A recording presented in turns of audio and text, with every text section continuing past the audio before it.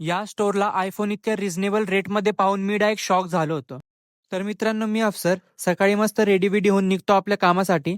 आणि तुम्ही विचार करत असाल का आज हा भाऊ हिंदीमध्ये सोडून मराठीत ब्लॉग का करतोय? तर त्याचं कारण असं की आपली मित्रमंडळी आपल्याला बोललेली की तू मराठीमध्ये व्लॉग ट्राय कर.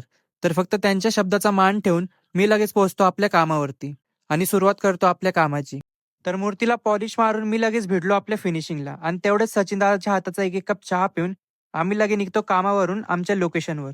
तर कामाला तर काही मूड लागत नव्हता, तर म्हटलं फोटोशूट तरी करावा. मग काय, डोंगर दऱ्या ओलांडून आम्ही पोहोचतो आमच्या लोकेशनवरती आणि ही लोकेशन कसली भारी होती यार.